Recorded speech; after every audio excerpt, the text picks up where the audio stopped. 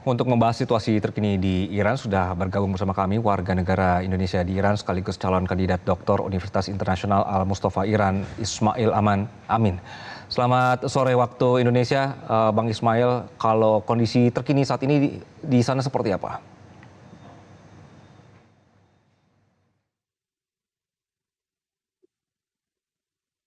Ya, Mas Anggi, selamat siang waktu Iran. Ya, kondisi eh, masih tetap stabil, walaupun kita lihat ya masih ada serangan yang dilancarkan oleh Amerika Serikat di sekitar Selat Hormuz dan juga Iran melancarkan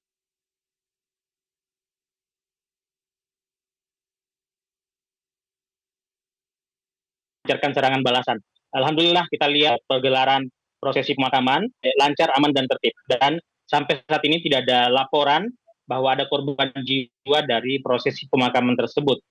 Walaupun kita ketahui bahwa jumlah yang melayat atau yang hadir dalam prosesi pemakaman ini jauh lebih besar dari dua prosesi pemakaman yang sebelumnya dilangsungkan dalam sejarah Republik Islam Iran. Itu yang pertama di pemakaman Imam Khomeini yang disebutkan 10 juta lebih yang hadir dan menelan korban jiwa sampai ratusan orang. Kemudian pemakaman Said Qasim Soleimani tahun 2020 yang juga menelan korban jiwa sampai puluhan orang karena juga memang sampai disebutkan ada 20 juta orang yang hadir.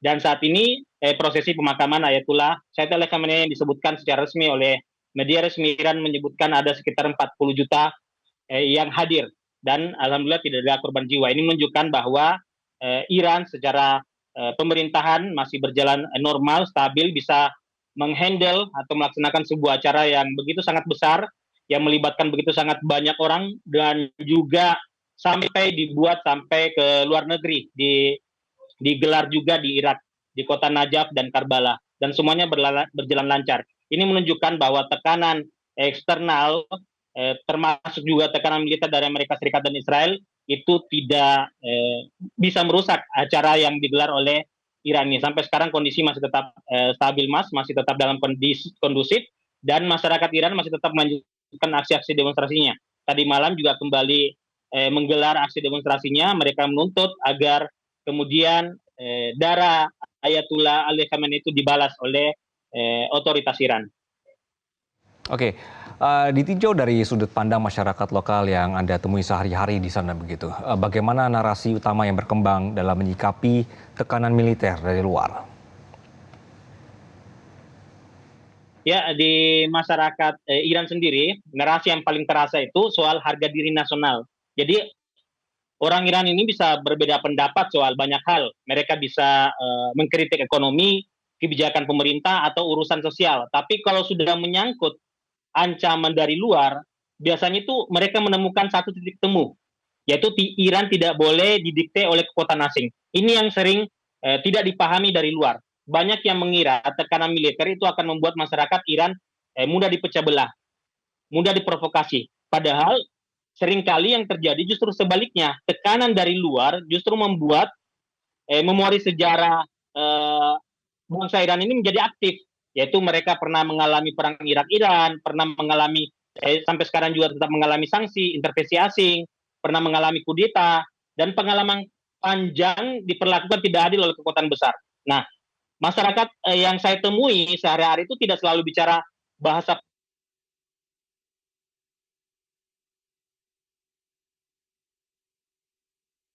politik yang berat. Kadang mereka juga hanya bilang kan, jadi narasi utamanya adalah mereka mengatakan bahwa mereka ingin hidup tenang, mereka ingin ekonomi membaik, mereka ingin punya masa depan yang stabil, tetapi bukan dengan cara tunduk pada ancaman asing. Bagi banyak orang Iran, menjaga kehormatan negara itu bagian dari menjaga kehidupan mereka juga. Seperti itu, Mas Anggi. Oke. Nah, sebagai akademisi yang tinggal langsung di Tehran dan juga di Qum gitu, bagaimana Anda membaca logika pembela diri atau kalkulasi strategis Iran dalam mempertahankan kedaulatannya, khususnya di Selat Hormuz? Ya, ini jelas sekali Mas Anggi ya, bahwa eh, Selat Hormuz itu bagi Iran itu bukan cuma sekedar jalur kapal lewat, tetapi bagi Iran Selat Hormuz itu adalah bagian dari ruang hidup strategisnya. Jadi ketika ada tekanan militer dari luar, terutama dari Amerika atau Israel ataupun sekutunya, Iran membaca itu bukan hanya bukan hanya sebagai ancaman biasa, tetapi sebagai ancaman langsung terhadap kedaulatan dan keamanan nasionalnya. Jadi logika Iran itu sederhana, Iran tidak ingin perang, dan memang juga perang ini bukan dimulai oleh Iran, tetapi Iran juga tidak mau diperlakukan seperti negara yang bisa ditekan seenaknya. Jadi ketika Iran mengambil sikap tegas di Selat Hormuz, itu sebenarnya pesan bahwa keamanan kawasan tidak bisa diatur sepihak oleh kekuatan asing.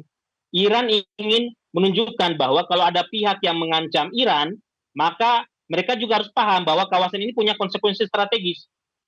Jadi dengan kata lain, Iran tidak sedang mencari konflik, tetapi sedang membangun daya tangkal, daya deterrence, supaya musuh tidak salah hitung dan tidak mengira bahwa Iran akan diam saja ketika kedaulatannya diganggu. Nah, sebagai warga negara Indonesia yang sudah lama tinggal di Iran, saya melihat ini bukan sekedar reaksi emosional, ini kalkulasi yang sangat khas Iran, yaitu mereka itu sabar dalam membaca situasi, tetapi kalau sudah menyangkut kedaulatan, responnya itu sangat tegas.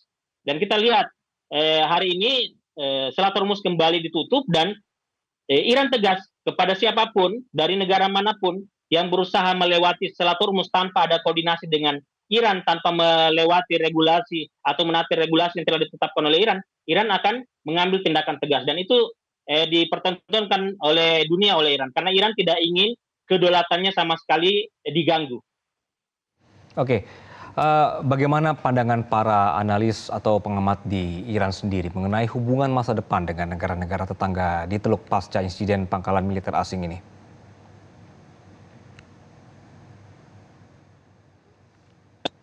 Yang banyak analis dia itu melihat bahwa insiden di pangkalan militer asing, insiden di pangkalan militer Amerika itu memberi penting bagi kawasan Teluk, yaitu kehadiran militer